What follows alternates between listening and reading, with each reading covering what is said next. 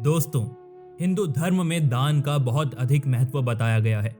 जब भी हम दानवीरता की बात करते हैं तो हमारे मस्तिष्क में सहसा अंगराज कर्ण की तस्वीर बनती है। वे निस्संदेह दानवीर थे, किंतु हमारा हिंदू धर्म तो दानवीरों से भरा पड़ा है। वैसे तो इतिहास में एक से बढ़कर एक दानवीर हुए हैं, किंतु कुछ दानवीर ऐसे हैं जिन्होंने दान की हर सीमा को पार कर दिया। इसीलिए इनकी श्रेणी अन्य दानवीरों की अपेक्षा से अलग ही बनाई गई है। दोस्तों, क्या आप जानते हैं कि कौन है ये दानवीर? यदि नहीं तो परेशान ना हो और हमारे होली एजुकेशन के इस फैक्ट को अंत तक जरूर देखिएगा। दैत्यराज बलि, प्रहलाद के पौत्र एवं विरोचन के पुत्र, इन्हें सबसे बड़ा दानवीर माना जाता है, जिन्होंने भगवान वामन को न सिर्फ पृथ्वी एवं स्वर्ग दिया, लेकिन उन्होंने स्वयं को भी दान दे दिया। इन्होंने भगवान वामन को 3 पग भूमि दान देने का निश्चय किया था, वो भी ये जानते हुए कि वे साक्षात विष्णु अवतार हैं। जब वामन देव ने 2 पगों में पृथ्वी और स्वर्ग को नाप लिया, तब तीसरे पग के लिए उन्होंने अपना शीश आगे कर दिया। इससे वामन देव अत्यंत प्रसन्न हुए और इन्हें चिरंजीवी बनाकर पातालों का स्थायी राजा प्रदान किया। बाद में जब इन्होंने भगवान विष्णु से वर प्राप्त कर उन्हें पाताल लोक में रोक लिया, तब माता लक्ष्मी ने इन्हें राखी बांधी और श्री हरि को वापस मांग लिया। तब बलि ने सहर्ष श्री हरि को लौटा दिया।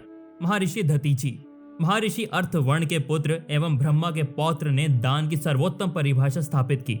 इन्होंने अनंत काल तक तप कर अथाग पुण्य अर्जित किया। जब वित्रासुर ने अत्याचार किया तो उसके वध के लिए इंद्र को एक महान दिव्य अस्त्र की आवश्यकता पड़ी। सभी ने उनसे कहा कि केवल महर्षि दधीचि के अस्थियों में उनके संचित पुण्य के कारण इतना बल है कि उसी से बने अस्त्र से वित्रासुर का वध हो सकता है। इस पर इंद्रदेव ने बड़े संकोच के साथ महर्षि दधीचि को अपनी समस्या बताई। तब उस अस्त्र के लिए दधीचि ने अपने तत्काल प्राणों को त्याग कर दिया और उनकी अस्थियों से विश्वकर्मा ने वज्र का निर्माण किया, जिससे इंद्र ने वित्रासुर का वध किया। महाराज नृग, ये श्री राम के पूर्वज और महाराज इक्ष्वाकु के पुत्र थे। इनकी दानवीरता ऐसी थी कि प्रतिदिन 1.25 लाख गायें दान करते थे। ऐसा कहा जाता था कि पृथ्वी में जितने धूल कण हैं, आकाश में जितने तारे हैं और वर्षा में जितनी जल राशि हैं, अपने पूरे जीवन काल में उतनी गाय इन्होंने दान की थी। यही नहीं, दान से पहले सभी गायों के सींग को स्वर्ण एवं खुरों को रजत से मढ़ देते थे और उसके साथ एक बछड़ा भी दान करते थे। एक बार इन्होंने एक ब्राह्मण को जो गाय दान दी थी, वो उससे बिछड़कर वापस नृग की गौशाला में आ गई। राजा को इसका तनिक भी ध्यान नहीं था और इसी कारण उन्होंने वही गाय दूसरे ब्राह्मण को दान दे दी। जब पहले ब्राह्मण ने देखा तो दोनों में विवाद होने लगा और दोनों राजा नृग के पास निवारण हेतु पहुंचे, किंतु राजकाज में व्यस्त होने के कारण वे उनसे ना मिल सके।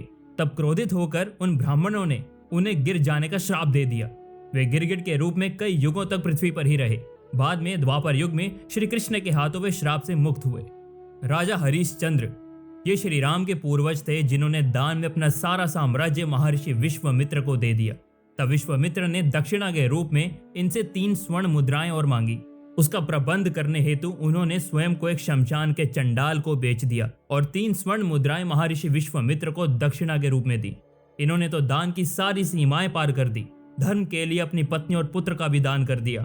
जब इनका एकमात्र पुत्र मर गया, तब भी इन्होंने सत्य का मार्ग नहीं छोड़ा और अपनी पत्नी से अपने ही पुत्र को जलाने के लिए कर मांगा। वो कहां से देती?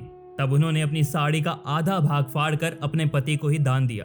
तब आकाश से देवताओं ने पुष्प वर्षा की और महर्षि विश्वामित्र ने इनकी सारी संपत्ति लौटा दी। बर्बरीक, वैसे तो बर्बरीक की कथा का वर्णन महाभारत में नहीं आता, किंतु लोक कथाओं के रूप में ये बहुत प्रचलित हैं। महाभारत के युद्ध में बर्बरीक ने हारे हुए पक्ष की ओर से युद्ध करने का प्रण लिया। श्री कृष्ण ये जानते थे कि बर्बरीक की इस प्रतिज्ञा के कारण महाभारत का वास्तविक उद्देश्य ही समाप्त हो जाएगा।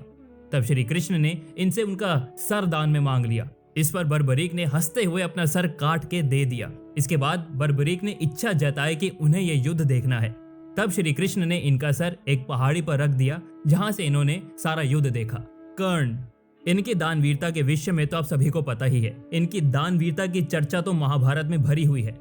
प्रतिदिन सूर्य पूजा के बाद इनके पास जो भी कुछ होता है वो ये दान कर देते थे। इनके द्वार से कोई याचक खाली नहीं गया। इन्होंने ये जानते हुए कि इंद्र अर्जुन की सहायता के लिए मांग रहे हैं, अपना कवच और कुंडल काट कर दान दे दिया। कुंती को दान के रूप में इन्होंने अर्जुन को छोड़कर शेष 4 पांडवों का जीवन दिया और इसी कारण युधिष्ठिर, भीम, नकुल एवं सहदेव को परास्त करने के बाद भी उनके प्राण नहीं लिए।